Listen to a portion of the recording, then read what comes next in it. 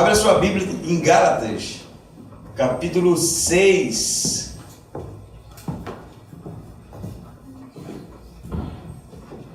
Gálatas 6, nós vamos ler a partir do versículo 6.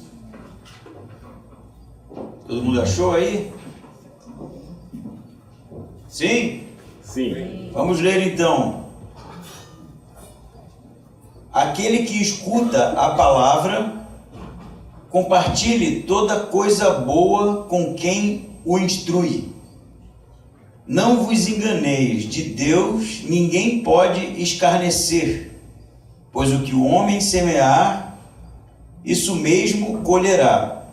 O que semeia para a carne, da carne colherá corrupção, mas quem semeia para o Espírito, do Espírito colherá a vida eterna. E quando fizermos o que é bom, não nos cansemos, porque chegará o tempo em que colheremos e não mais nos cansaremos. Porque enquanto temos oportunidade, façamos o bem a todos, especialmente aos da família da fé. Amém? Amém. Nós vamos manter a nossa Bíblia aberta e recapitular o versículo 1 ao versículo 5 desse capítulo. Nós vimos semana passada que Paulo vai exortar a igreja a carregar os fardos uns dos outros, correto? Todo mundo está lembrando, né? E que carregar os fardos uns dos outros tem uma conexão direta com o versículo 1 desse capítulo, que é sobre aquele que caiu, que pecou, não é? E que a igreja trabalha para restaurar o que caiu. Esse é o fardo que Paulo está dizendo que é necessário carregar. Mas ele também vai dizer para que aquele que estivesse envolvido com esta função, para que não se orgulhasse na queda do outro, não é? Porque é muito comum, e era o que Paulo estava dizendo, quando o outro cai, você se sentir superior, mais santo, mais aceitável a Deus do que aquele que caiu. E Paulo vai justamente falar desse tipo de tentação, desta tentação de se sentir superior ao outro. Ele vai desenvolver este pensamento e vai concluir no versículo 5, mas que também cada um carregará o seu próprio fardo, não é? O que gera um contraste no início desse capítulo, que é carregar os fardos uns dos outros e carregar também o seu próprio fardo. E a gente viu que o que Paulo quer dizer neste versículo 5 é que é necessário que a igreja ajude, né, restaure, esteja junto, mas é necessário que também nós estejamos a carregar, a desenvolver a nossa responsabilidade, não se tornando vítima de tudo.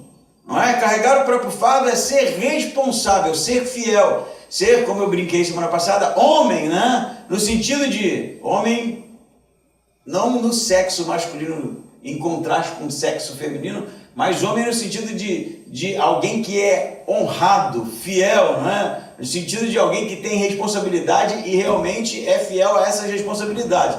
Então, carregar o fardo uns dos outros tem realmente essa ideia da restauração, mas o carregar o próprio fardo tem a ver com assumir responsabilidades e não se vitimizar diante da igreja. O versículo 6, embora, né, em português pareça que Paulo vai mudar a temática aqui, e como eu falei semana passada, o risco de nós lermos superficialmente, não só esse capítulo, mas todo o livro de Gálatas, é achar que cada versículo é uma máxima, né? Como um livro sapiencial, como Provérbios, por exemplo, que em um versículo está o início e o fim de um pensamento, e o versículo seguinte é um outro pensamento. Não se trata da carta de Paulo, porque ele realmente não está escrevendo nenhum livro sapiencial, mas uma carta que quer comunicar verdades a uma igreja, ou igrejas da região da Galácia que estavam passando por problemas, não é?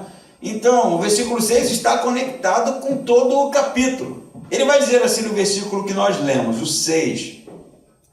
Aquele que escuta a palavra, compartilhe toda coisa boa com quem o instrui. Provavelmente vai ter versões um pouco diferentes na ordem, mas o que é enfático aqui é que existe na preocupação de Paulo um cuidado para aquele que instrui a igreja. Então você tem aquele que aprende, não é? E aquele que instrui, o mestre de ensino, não é? Que é escrito, por exemplo, Efésios capítulo 6, como um dom do Espírito Santo. Por que Paulo está dizendo isso? Porque o problema enfrentado nessas igrejas era justamente o problema de falsos mestres. Nós vimos isso em toda a carta. Os judaizantes, não é? Que estavam insistindo que os cristãos da Galácia deveriam se converter ao judaísmo, se converter à circuncisão, à guarda do sábado para a salvação. Paulo então agora vai fazer um apelo para que a igreja tivesse uma preocupação com os mestres verdadeiros, né? Aqueles que ensinam. E qual é a ordem aqui? Você vai ler em português e vai provavelmente ter uma compreensão distante do que ele está dizendo. Aquele que escuta a palavra, compartilhe, não é? A minha versão está compartilhe. Tem alguma outra palavra aí? Diferente dessa? Participante. Seja participante. O que mais? Divida.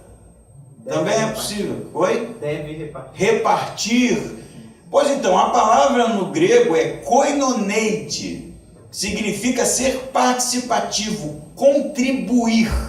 E o que Paulo está dizendo aqui é que a igreja, ou as igrejas da Galácia, deveriam contribuir financeiramente para os mestres de ensino. Por que ele está dizendo isso? Porque, por conta dos falsos mestres estarem assumindo a igreja e gerando todo um problema, havia a necessidade de mestres genuínos, não judaizantes, não aqueles que estavam insistindo para que a igreja voltasse ao judaísmo, mas aqueles que tinham o dom do Espírito Santo para ensinar à igreja uma boa teologia. Por isso Paulo está chamando a igreja à responsabilidade, porque provavelmente estava acontecendo um êxodo da igreja dos mestres, porque eles não tinham como custear o seu dia. Na maioria das vezes, ou tinham que trabalhar em tempo integral e não sobrava tempo para ensinar a igreja, por isso os falsos mestres se aproveitavam. Ou, né, algumas teorias vão dizer, por exemplo, da possibilidade deles terem migrado para Éfeso, porque, inclusive, a carta aos Gálatas ela vai ficar conhecida através da igreja em Éfeso. Ela surge na cidade de Efésio, se você rastrear o texto original. Porque provavelmente as igrejas da Galácia acabaram. Então que isso fique bem marcado. Qual é o chamado de Paulo agora? O koinoneite aqui, né? O coisas boas, o compartilhar, o dividir, tem a ver com a contribuição financeira para manter, para a manutenção dos mestres na igreja ou nas igrejas na Galácia, porque eles estavam indo embora. E os mestres falsos, os falsos mestres estavam se aproveitando da oportunidade e ensinando uma teologia ruim.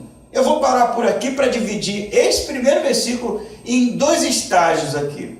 Primeiro, a necessidade da igreja na Galácia, das igrejas na Galácia, e a preocupação de Paulo com o bom ensino, com a boa teologia, com a boa aula, ensino, com o bom mestre, com a preocupação genuína em levar algo extremamente aprofundado em que se trata, ou em se tratando das Escrituras, no que tange as Escrituras. Como que era feito? Eles não tinham um Novo Testamento na mão, né? Como nós temos um livro com todo o Antigo Testamento, todo o Novo Testamento de bandeja, assim como nós temos. O que eles tinham? Eles tinham cartas escritas pelos apóstolos, não é isso? É provável que na Galácia já estivesse rodando algumas cartas, né, do próprio Paulo, porque ele insiste para que as cartas fossem lidas, né, em outras igrejas. O que eles poderiam ter era acesso a pergaminhos do Antigo Testamento, que normalmente ficavam nas sinagogas, e quando não tinha acesso a esses pergaminhos, que eram muito caros e bem guardados, a necessidade de comprar estes pergaminhos para que se pudesse estudar. Então vocês estão entendendo aqui, né? Ele não está falando simplesmente de pegar a Bíblia e ensinar, porque não tinha Bíblia nos termos que nós conhecemos. Haviam sim pergaminhos caros, que eram peles de animais, que passava por todo um processo de amadurecimento para que a escrita pudesse acontecer, e um pergaminho desse era caríssimo. Você, por exemplo, vai lembrar do eunuco, não é isso? Livro de João, que ele tem um pergaminho de Isaías, e aí Filipe, né, levado pelo Espírito Santo, vai elucidar aquela passagem do eunuco. Aquele eunuco era rico, por isso tinha um pergaminho de Isaías. Ele comprou em Jerusalém, porque aquilo custava muito dinheiro. Então um mestre, nos termos paulinos, né, era aquele que deveria ter acesso a esses pergaminhos para poder ensinar, não é isso? Você percebe, por exemplo, que nas cartas escritas por Paulo há várias citações ao Antigo Testamento, não é? A Gênesis, a Êxodo, a Levítico, a Números, as citações acontecem, os profetas. E como é que o mestre daria aula se ele não tivesse condições de comprar estes pergaminhos? E quando eu falo mestre aqui, não pense você que era um professor de escola bíblica não, tá? Porque o mestre era o mestre do ensino e da palavra. Ele pregava, ele ensinava no modelo de sinagoga, não é? As pessoas sentadas, ele trazia o texto e explicava, provavelmente conduzindo a compreensão da igreja, com base no Antigo Testamento, de que Jesus era o Messias. Tudo isso exigia trabalho, exigia aplicação, exigia recurso financeiro. E hoje em dia, eu penso, num primeiro momento, a igreja padece justamente por não compreender a importância e a relevância do bom ensino. Primeiro aspecto, e essa é uma preocupação de Paulo aqui, desde o início da carta. A igreja padece, quando eu falo igreja, eu falo o mundo cristão dos nossos tempos, padece justamente pela falta do bom ensino. Porque se a igreja não tem um bom ensino, ela não terá uma boa compreensão das Escrituras. Se ela não tiver uma boa compreensão das Escrituras, ela não tem uma boa compreensão do reino de Deus. Se ela não tem uma boa compreensão do reino de Deus, ela não compreende muito bem quem é Jesus, muito menos a sua própria salvação. E aí o que acontece? Os falsos mestres, as falsas teologias, os falsos ensinos entram muito rápido na forma de músicas, tanta música ruim, né? Com conteúdo terrível, mas que as pessoas ouvem e acabam assimilando aquela ideia e como se fosse um ensinamento, né? Como se fosse algo bíblico, e aí realmente reproduzem aquilo de maneira errada. Quando não é isso, eu falo da música porque a cultura é um elemento muito importante para o ensino do povo, não é? Se você não estudou nada de sociologia, você vai ver que as grandes revoluções elas começam normalmente no campo da filosofia, né? Os pensamentos, as ideias, né? E depois se torna popular através da arte, da pintura. Antigamente o mundo medieval era assim, das esculturas. Isso era como as pessoas tinham acesso a essas novas ideias. No nosso tempo você tem literatura, você tem cinema. Contar para vocês uma cena que eu vi em uma série essa semana. Eu não vou dizer o nome da série que eu não quero que você assista, mas a mocinha da série, ela era uma super-herói, né? E ela representava um nicho cristão na série. Só que ela se revoltou com aquilo, porque os cristãos, né, na série, eles são os bandidos, e ela vai ser acusada de ter feito um aborto. E os cristãos ficam, ela fez um aborto, ela não serve mais, ela não é santa, não é digna, não sei o quê. E aí o diálogo é esse aqui que eu quero salientar. Ela num desabafo, né, com uma música muito triste, ela diz: como eu traria uma criança ao mundo com este mundo tão decadente? E aí você é convencido através da interpretação, do jogo de imagens, da luz, da iluminação, da música, que o que ela fez foi bom. É assim que acontece. O falso ensinamento, ele entra através da arte, através da filosofia, através dos vídeos hoje muito populares que a gente assiste, os produtores de conteúdo que têm batido na tecla que é o mal da nossa civilização hoje em dia, que é, na verdade, os produtores de conteúdo, eles, uma raríssima exceção, eles na verdade precisam de engajamento e produzem qualquer coisa, e as pessoas consomem como verdades absolutas. Se a igreja não tiver um bom ensino, ela vai ser destruída por isso. Eu conversava com o André essa semana.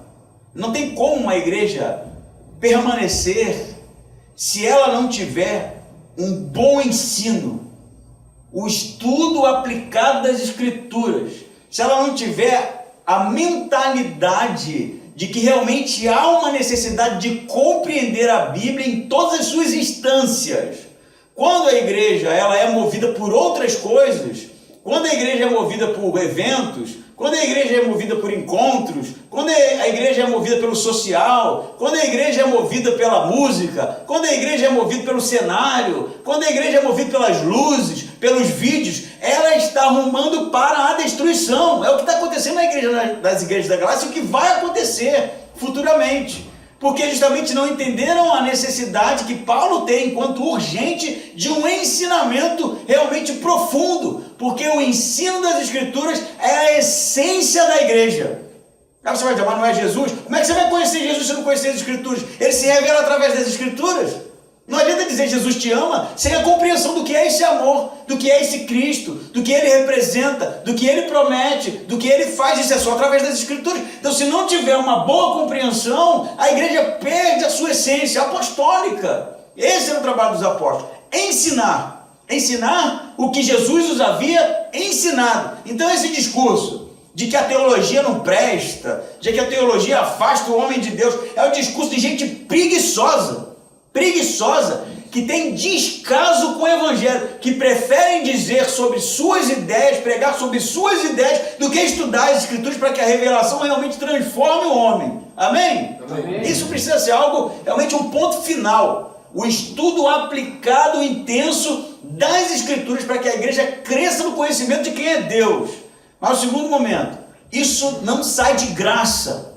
Isso não sai de graça. Eu posso usar um exemplo aqui, ó. Eu fiz 4 anos de teologia, comprei livro pra caramba, entrei no mestrado, teve que ter consumação de literatura, consumo de literatura, preciso comprar livros até hoje, né? A gente vai terminar agora Gálatas. De onde você acha que vem a exposição de Gálatas? Que eu tiro da minha cabeça? Provavelmente se eu tirasse ia dar bem errado, assim, e eu ia estar ensinando coisa errada para vocês. Mas é preciso comprar literatura, não é isso? É preciso comprar muita literatura. Você sabe como é feito um sermão? Vou dizer para você como é feito um sermão. Sermão é feito assim: primeiro você lê o texto, né, em português. Português é uma tradução aproximada do grego, né? Porque o Novo Testamento, todo ele foi escrito em grego. Grego koiné, muito bem, Samuel, estudante de teologia, está aí. Grego koiné não se fala mais, não é o grego da Grécia. É um grego que é uma língua morta. Se estuda até hoje para se encontrar realmente expressões equivalentes, conceitos equivalentes do que foi produzido no primeiro século. Então, uma vez lido o texto em português, você precisa agora comparar com os melhores textos gregos. Os melhores textos gregos, porque tem realmente várias versões. Você leu aí comigo, provavelmente a sua Bíblia tem uma tradução diferente da minha. Por que isso acontece? Porque realmente o grego, ele pode ser transliterado de algumas maneiras. E muitas versões padecem em alguns pontos para aproximar a ideia realmente do texto, por causa justamente da distância da língua. Então você precisa entender o texto em português, entendi, vamos para o grego agora. Mete o grego aqui e começa a estudar o grego para ver realmente qual é a ideia do texto. Uma vez tendo feito isso, vamos para os comentários. O que são os comentários? São homens estudiosos que produziram literatura, estudos, né, intensos, profundos, exaustivos sobre essas passagens, e muitos deles dedicaram a vida inteira para realmente escrever sobre um único livro do Novo Testamento. Tem noção disso? O cara pesquisar a vida inteira para produzir um único comentário dessa grossura. Eu tenho um comentário lá que eu mostrei um dia desse para um rapaz, de Atos, capítulo 1 e 2, é dessa grossura, 2 capítulos de Atos. Eu não sei nem se esse cara vai viver para escrever comentário para todos os capítulos de Atos, provavelmente não vai. E aí você precisa realmente ler os comentários que foi produzido sobre aquele texto, as traduções possíveis, os conceitos, né, que muitas vezes tem com base o hebraico, que é transliterado para o grego. Você precisa ir na raiz daquilo. Uma vez feito isso se chama exegese, né? Você precisa fazer agora a hermenêutica do texto. O que é hermenêutica? Trazer para hoje, para os dias de hoje, a mesma mensagem que foi ensinada naquele tempo, embora haja uma um abismo cultural da realidade para que foi escrito para nossa. Trabalho de hermenêutica, exegese o primeiro trabalho, isso tendo sido feito em hermenêutica, o segundo trabalho, o terceiro trabalho. Não adianta nada você ter feito tudo isso, estudado tudo isso, e chegar aqui e não conseguir ensinar isso. Ficar como vocês estão olhando para mim agora. Não estou entendendo nada, não entendi nada que esse cara falou. E esse é o trabalho de homilética. É um terceiro, esse é o último. Uma vez entendido, a exegese feita, a hermenêutica está compatível, né? Você precisa agora organizar essas ideias para que as pessoas hoje entendam o que o apóstolo, o que Jesus, o que o Antigo Testamento, o que o profeta disse no tempo dele, qual era o objetivo dele. Ufa, né? Mas isso sai caro, mano. Isso sai caro, isso custa dinheiro. E se a igreja não tiver a mentalidade, não tiver entendido a necessidade, a urgência de que tudo isso seja feito, ela será uma igreja superficial. E aí vai ser uma igreja que o cara chega aqui e fala qualquer coisa, tá bom. Tá bom. Ele vai ensinar, porque é muito fácil assim, falar besteira, né? Falar besteira é fácil. Falar coisas sábias não. Dá uma lida aqui superficial, que eu conheço muita gente, muitos pastores fazem isso. Chega no domingo, o cara lê o texto, e aí ele pega por cima aqui, ó, igual você entendeu em português, por exemplo, versículo 6, aquele que escuta a palavra compartilhe boas coisas. Irmão, nós temos que ser bons, né? Nós temos que fazer boas coisas, e fica nessa superficialidade, sem entender o texto. Por quê? Porque pode ser que haja preguiça de estudar, e isso é descaso com as escrituras.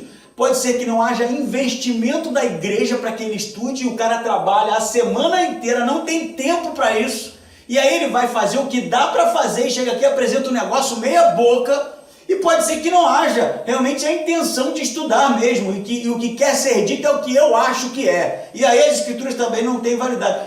Por isso o apelo de Paulo precisa ser para nós verdade. Essa igreja aqui precisa entender quanto custa a exposição da palavra de Deus. E não é sobre pagar o pastor, é sobre investir no ensino, investir no estudo. Você acha que a série está boa?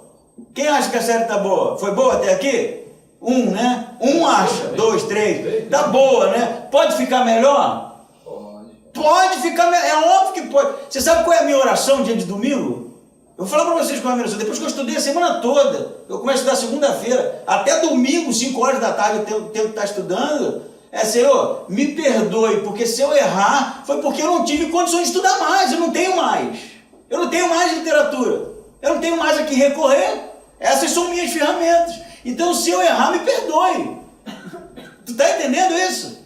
Eu gostaria de trazer para vocês aqui uma coisa assim, eu ouvi Paulo falando nesse domingo, mas eu não posso, porque eu não tenho condições financeiras para isso. Eu não estou aqui fazendo uma apologética para o pastor, é o que Paulo está falando. A igreja precisa entender que o obreiro, aquele que ministra a palavra, ele tem custos, ele tem gastos, e ela precisa se responsabilizar por isso. É isso que eu estou dizendo. E você quer mais, porque vai ficar mais tenso agora, tá? Esse pastor está exagerando. Ele quer só que o pessoal dê dinheiro para ele, né? Ele vai dizer no versículo 7 assim: não vos enganeis. Olha, percebam isso, gente. Isso aqui não são frases soltas, né? Está conectado. Não vos enganeis. De Deus ninguém pode escarnecer.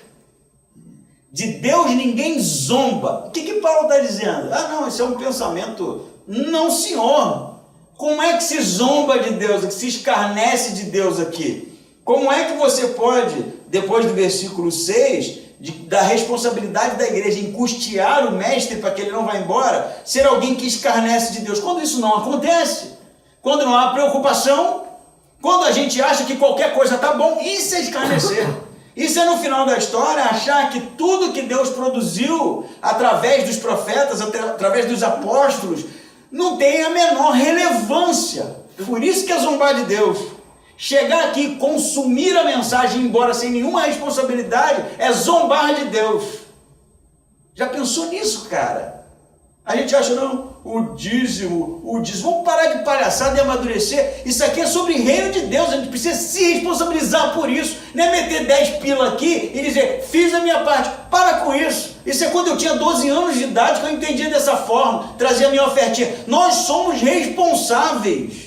Se o seu filho congrega nessa igreja e tiver um ensino meia boca, a culpa é sua, por não estar investindo o suficiente. A culpa é minha, por não ter acesso a material suficiente para poder ensiná-lo direito. Essa é nossa responsabilidade. Isso é sobre o reino de Deus, gente. Por isso que ele está dizendo, de Deus não se zomba. Vocês estão achando que sai de graça, que vai dar certo você viver essa vida, né, de superfície, né, só de consumidor, e hoje em dia isso é muito comum, né? Olha o que ele vai dizer mais.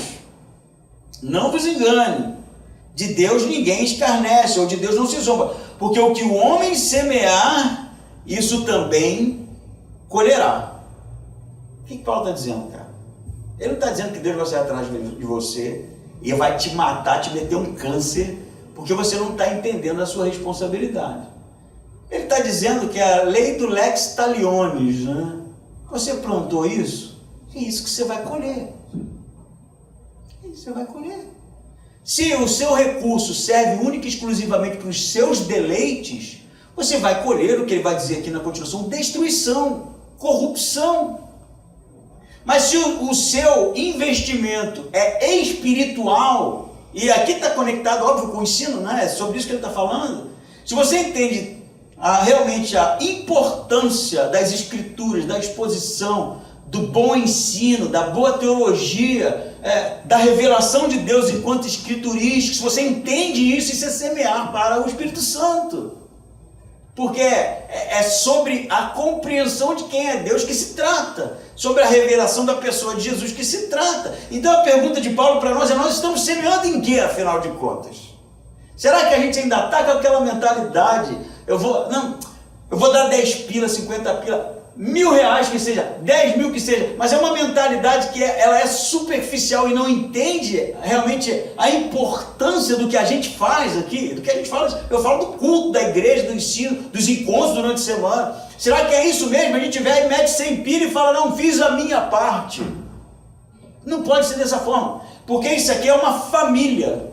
É o final do texto que até adiantei, né? É uma família, os da fé, que trabalham um carregando o fardo do outro, não é? Para que realmente a igreja caminhe no conhecimento, cresça no conhecimento de quem é Deus. É óbvio que há excessos, né? Eu sei que há. Eu sei que há gente que se aproveita, é bem remunerado pela igreja e estuda igual a cara dele, né? Sei que há outros, inclusive, que ganham muito mal e se viram para realmente ensinar um conteúdo bíblico e que Deus realmente os abençoe. Mas essas são exceções à regra. No final da história, nós precisamos entender que a semente, e aqui a ilustração de Paulo, né, a metáfora de Paulo é sobre a realidade do seu tempo. Eles eram uma cultura agrária, né, que vivia de plantação, né, e a gente sabe muito bem que toda vez que a ilustração gira em torno de investir na semente, é sempre financeiro, né? É sempre sobre colher, sobre ser abençoado, né? Ter mantimentos. Ele vai dizer, se você plantar, semear na carnalidade, e o que é carnalidade aqui? É tudo que é contrário ao reino de Deus. Se essa é a sua maior preocupação, ter uma conta gorda, ter um carro do ano, ter a melhor casa possível, e o reino de Deus fica largado às traças, você vai colher traças. Você vai colher carnalidade, corrupção. Mas se você entende realmente a importância do conhecimento de quem é Deus, você investe no reino de Deus, no Espírito Santo. Não é isso que ele vai dizer? Não vos enganeis, de Deus ninguém pode escarnecer, porque o que o homem semear, isso também colherá. No 8 piora um pouco, né? Porque isso aqui é no Rio de Janeiro tem uma expressão, eu espero que você não me leve mal, um esporro generalizado. É isso que eu ganhava do meu padrasto quando eu fazia besteira, né? E ele vai dizer assim, ó, versículo 8: o que semeia para a carne, da carne colherá corrupção ou destruição. Mas quem semeia para o Espírito, do Espírito colherá a vida eterna. Do que Paulo está falando? Me diz vocês. Não, agora ele está falando de outra coisa, mas não pode estar falando da mesma coisa, não. Ele está dizendo que se a igreja não investir no obreiro, pode dar problema, mas agora ele está falando de outra coisa, agora ele está falando de pecado. Só que o pecado é o descaso para com o estudo das Escrituras, ainda, até o final é isso. Até o final é isso. Ainda é a mesma metáfora da semente. O que semeia para a carne, da carne colherá corrupção. Gente, eu vou dizer para vocês, a gente gasta muito dinheiro com streamer, Netflix, Amazon Prime, Apple TV, HBO, o que mais? Disney Plus. Disney Plus está barata, né? Disney Plus está com promoção no Mercado Livre, né? A gente gasta com lanche, né? A gente vai para o restaurante e deixa trezentão lá, porque hoje em dia, comer menos que isso é complicado, né? A gente manda lavar o carro, paga 80 pila, cara, ali, que era baratinho, na academia agora tá 80 reais. Quem tá lavando meu carro é minha esposa agora.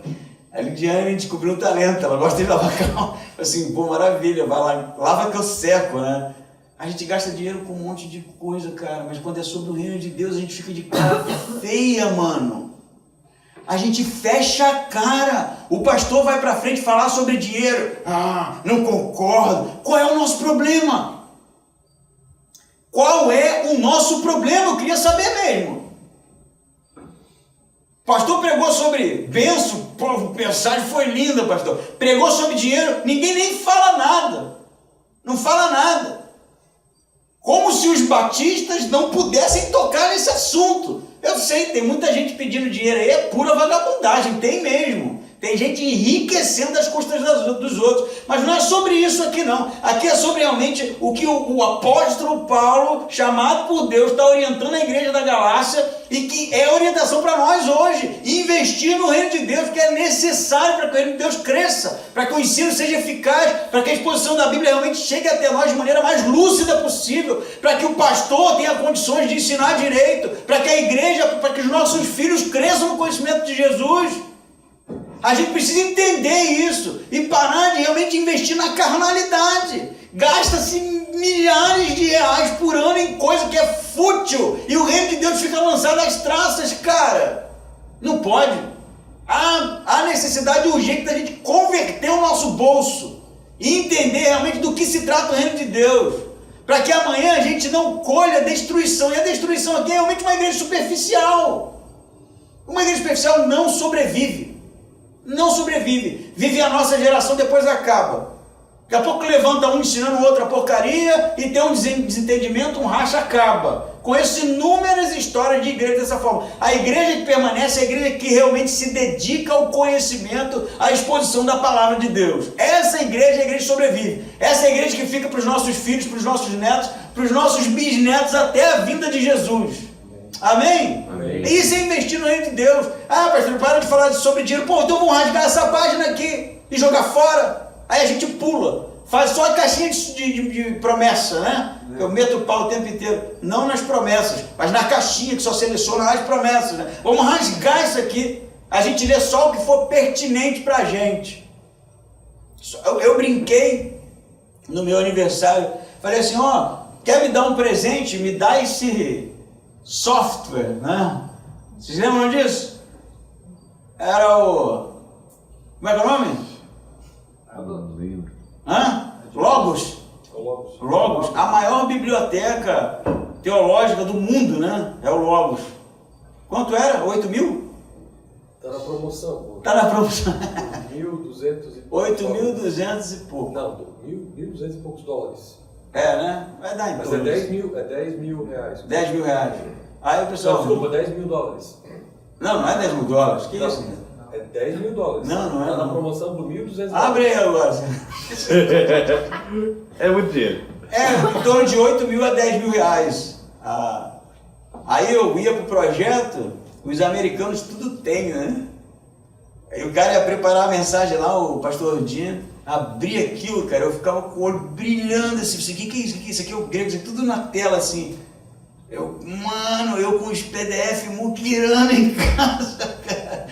Uns livros velhos lá, mano, traduzido, livro de 1987, o cara cheio de coisa nova. Falei, mano, um sonho. Aí brinquei. Hoje eu estou pensando aqui no que Paulo está falando. Cara, você já parou para pensar? De repente isso é uma realidade que precisa ser suprida? Não é para mim, não. Por que a igreja não compra isso para a igreja? Bota no CNPJ da igreja? E é uma coleção que todo pastor que entrar depois de mim, caso eu morra, tem acesso. E o cara vai ter tudo ali. Aí ele vai poder orar, Senhor, me perdoe porque exauriu. Não exauriu não, porque não dá para exaurir. Mas esse é o tipo de investimento que Paulo está falando, sabe? Estou falando para você me dar 10 mil reais, longe disso. Eu nem preciso dos teus 10 mil reais.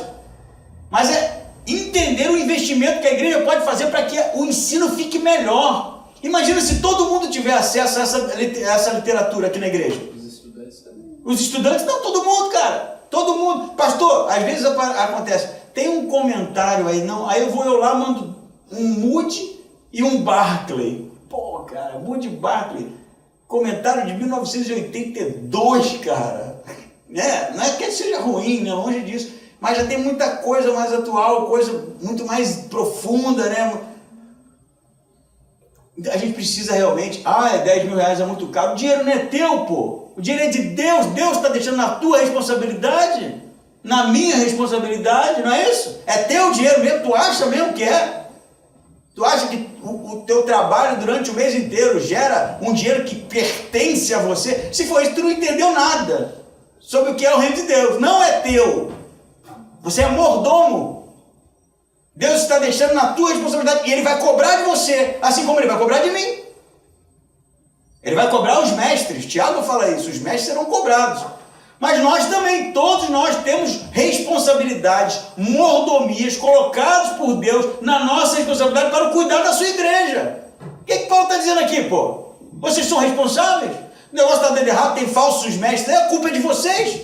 Os caras estavam aí ensinando, foram embora. Porque ninguém chegou junto, acho que o cara come papel, acho que ele lambe poeira e fica alimentado. E você sabe de uma coisa? Paulo nunca pediu ajuda para ele mesmo. Para ele nunca pediu, mas ele está realmente gerando uma compreensão para que a igreja entenda a responsabilidade que é o reino de Deus, o ensino dentro da igreja. Quer plantar para a vida eterna? Invista no Espírito. Quer plantar para a destruição? Aí gasta do jeito que você quiser. O dinheiro que Deus está colocando na sua responsabilidade. Tem coragem de dizer amém? Amém ou não amém? Amém. É isso. Eu falei para a Lidiane assim, como é que eu vou pregar isso? Eu sei como é que eu vou pregar. Eu vou me anular. Quem fala é Paulo. Eu só transmito. Eu posso até dar uma intensificada aqui em alguns aspectos. Mas é Paulo que está dizendo... Paulo vai ser muito mais duro do que eu se tivesse escrito um troço desse. Que eu não quer dizer que se você não investir no Espírito Santo, você está colhendo para a destruição. Eu não tenho nem coragem de dizer isso, mas ele diz. E não adianta tentar aqui rebolar para dizer que o texto é outra coisa não, mano. Mando para você os comentários e os teólogos que defendem que é isso mesmo. É o que ele está falando mesmo. A semeadura, o investimento no reino de Deus versus o investimento na carnalidade, na frugalidade. Então o versículo 8, o que semeia para a carne, da carne colherá corrupção, mas quem semeia para o Espírito, do Espírito colherá a vida eterna.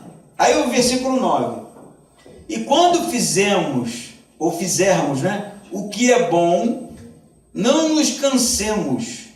Esse o que é bom aqui é a mesma coisa ainda. O que é bom é o cuidado para com os mestres, estavam embora, é sempre o mesmo tema aqui. E quando fizermos o que é bom, não nos cansemos, porque chegará o tempo em que colheremos e não mais nos cansaremos. Então, a ideia da semeadura aqui é que Paulo está falando, vamos fazer o que é certo, o que é bom, semear no que é viável, no que é válido espiritualmente, e no tempo certo esses frutos vão nascer. No tempo certo, realmente a bênção para a igreja aqui é sobre a igreja, não é que eu vou semear 100 vou ganhar 200, né? Igual o pessoal diz, não tem nada a ver com isso. Tem a ver com isso aqui, ó. A gente investe num bom ensino na igreja e aí amanhã o meu neto tem um bom ensino na igreja. É disso que ele está falando. Vai demorar? Pode ser que demore, mas o fruto vai chegar. A segunda geração de Igreja Batista em Timbó vai ter um bom ensino, vão ser crentes sólidos, vão ser crentes bem ensinados, o fruto vai chegar, porque é o tipo de investimento que Deus quer que nós façamos. compreendemos realmente a importância e a relevância do que é o reino de Deus e o conhecimento das Escrituras. Então não nos cansemos, né? Pode ser que a gente comece um investimento na igreja, na área do ensino, nos ministérios, seja lá no que for, e o fruto demora, né? Ah, caramba, pô, eu dizimo há tantos anos, eu dou minha oferta há tantos anos, pô, eu queria ver um prédio aqui nessa cidade, né? Queria ver uma igreja construída aqui, né? E tem 10 anos, eu tenho 10 anos aqui plantando essa igreja, cadê o templo, né? Olha o que o Paulo está falando, não nos cansemos, o fruto virá no tempo certo, mas a gente precisa continuar fiel, esperando em Deus no tempo dele, no time dele, as coisas acontecerem segundo a vontade dele. Mas o que nós não podemos fazer é ficar fatigados, extenuados, exauridos, cansados, desmotivados, porque o fruto ainda não veio. E ele está vindo, né? Essa igreja aqui é testemunha. Eu vou contar uma história para vocês aqui. De alguns anos atrás, eu morava em Blumenau, né? Eu vim para Santa Catarina para plantar a igreja, né? E morava em Blumenau, a igreja estava se reunindo em Indaial. Patrícia e André lembra disso? Em Indaial. E aí eu pensei, né? Não faz sentido eu morar em Blumenau, porque eu vim para plantar a igreja em Blumenau, né? Já contei algumas vezes isso. E aí a igreja, na verdade, foi terminar ali em Indaial. Se reunia lá. Eu pensei, com a Lidiane, não faz sentido a gente estar morando em Blumenau, essa igreja, Deus está mostrando que é Indaial, né? Mas não era o fim da linha ainda, né? Era o que eu estava entendendo. Aí eu me mudei para Indaial. Era uma casa provisória, né? Que a gente chamava de base. E fiquei lá por um tempo. Não sei quantos meses, nem me lembro. E ok, a igreja de Indaial, eu entendi, não é aqui que Deus quer. Só que aí teve um problema com a conta, que sempre dava problema, né? A conta da igreja, que recebia a minha parceria dos Estados Unidos, né? Eu era missionário de uma entidade americana, deu problema, sempre dava problema. A conta era problemática. E aí, cara, eu fiquei sem receber. Fiquei numa situação, uma pindaíba, mano. E aí, como se não bastasse, o dono da casa pediu a casa. E não pediu a casa e me deu um prazo. Já mandou eletricista, gente começou a entrar dentro da casa, uma situação assim estranhona, sabe? As minhas coisas ainda tudo embaladas lá, eu nem tinha. E eu fiquei, cara, o que eu vou fazer? Eu não entendi nada, porque eu pensei, né, na minha cabeça, pô, Deus me chamou para ir dar aula. E agora eu não recebo teu dinheiro. Não posso fazer nada, né?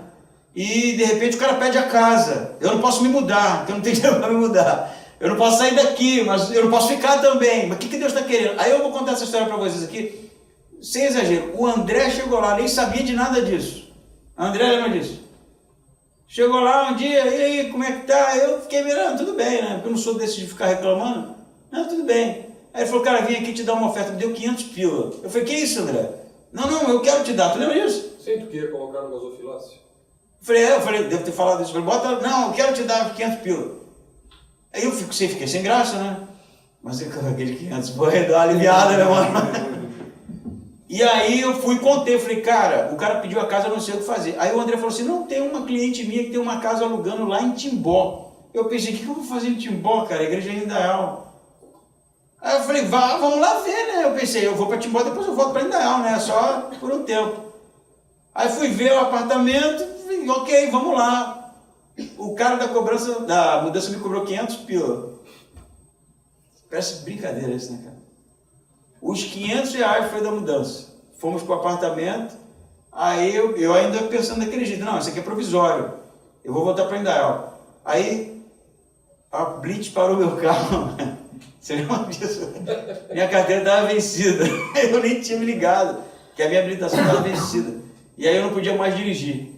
O policial ainda bem não rebocou o carro, né? Ela falou, você não pode dirigir mais não, cara. Se eu te pegar, eu vou levar esse carro embora. E aí eu fiquei sem poder dirigir em Timbó. Eu não podia ir para lugar nenhum.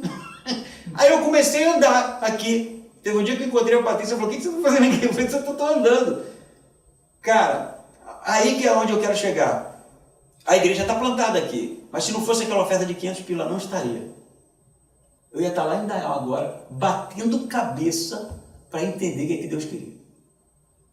Não é aqui para dizer com o André é cheio de defeito. Verdade. Assim como eu, assim como vocês, né? Mas aquela oferta, aquele investimento, cara, fez toda a diferença, mano. Eu tava pensando nisso hoje, falei, que loucura, cara. Se o cara não aparece lá, como é que eu ia fazer? Eu nem tava pensando em me mudar, na verdade eu tava pensando em nada, eu não conseguia resolver aquilo. E no final da história, Deus estava apontando para Timbó, e toda aquela situação era a maneira como Deus estava tirando das minhas rédeas e me conduzindo para cá. Mas para que isso acontecesse, teve que haver um investimento. Está entendendo isso? A gente não sabe como Deus faz. Eu não estou falando para você me dar 500 pila. Está louco. Estou falando para você ser fiel e entender realmente que Deus tem um plano para essa igreja aqui, mas a gente precisa colocar o coração nisso. E o coração é bom que a gente ore e esteja com isso no coração, é bom que a gente se envolva, é bom que a gente seja presente nos cultos, presente nos... Isso é tudo muito bom. Mas é bom que a gente também invista financeiramente para que a igreja cresça, floresça. Porque não vai aparecer um cheque de R$1 milhão na conta da igreja. Pode até ser que aconteça, não. Vai que Deus usa algum milionário. Mas a responsabilidade está com a gente. A responsabilidade é nossa. Deus está colocando nas nossas mãos. Quem vai ser cobrado disso vai ser eu. Eu tenho que ensinar. Nós temos que crescer juntos. Mas é necessário que o nosso coração esteja realmente envolvido na semeadura espiritual. É isso que Paulo está falando. Porque de Deus não se zomba. Não dá para a gente viver uma realidade eclesiástica de consumo. Entendeu? Olhar para cá e dizer, não, qualquer coisa tá bom, porque a coisa dizer que está andando está ótimo. Não está ótimo não, pode melhorar e muito. Essa igreja pode ter realmente acesso a muito mais gente, pode crescer exponencialmente. Essa igreja pode construir nessa cidade. Essa igreja pode ter realmente uma biblioteca de ensino. Essa igreja pode ter um seminário para que as pessoas que vão nascer nessa igreja serem ensinadas e formadas, pastores e líderes. Ela pode ter tudo isso. Mas Deus não vai dar de presente, porque Ele já está dando. Ele está colocando na nossa responsabilidade a condição de fazer essas coisas acontecerem, através do Espírito Santo. O que basta é virar a chave, é a gente se ligar que a igreja não é utilitária, utilitarista, é só para o agora, é só para o domingo, é para outras gerações, gente. A gente precisa realmente pensar que Jesus vai vir um dia, seja na nossa geração, seja dos nossos filhos, seja dos nossos netos. Eu não sei quando vai ser, mas nós vamos ser encontrados fiéis, trabalhando exaustivamente para que a vinda dele aconteça, com responsabilidade. Amém? Amém. Pô, se você não está sendo tocado por isso aqui, eu estou, pô. Eu li isso aqui e falei, mano, preciso estudar mais. Eu preciso estudar mais, não está sendo suficiente, não. Preciso trazer um conteúdo realmente mais digno do que foi a vida do próprio Cristo, do que foi a vida dos apóstolos, do que foi a vida dos primeiros cristãos, né? E ele vai dizer assim, versículo 10, para finalizar aqui. Isso aqui é importante também, tá? Portanto, enquanto temos oportunidade, perceba isso aqui, o tom emergencial do apelo de Paulo, enquanto temos oportunidade, porque vai haver um tempo que você não terá a oportunidade de ser participante, de investir no reino, vai ter um tempo que você vai ser perseguido, e aqui é escatológico, enquanto temos a oportunidade, façamos, não é?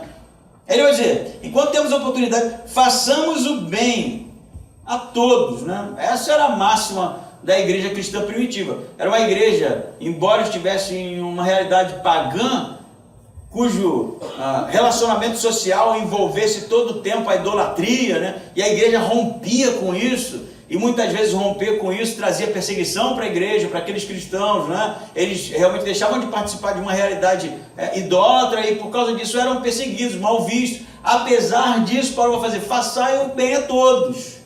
Independente do que vão dizer de você, dos rompimentos que você vai ter que fazer, continue fazendo o bem. Mas, olha aqui,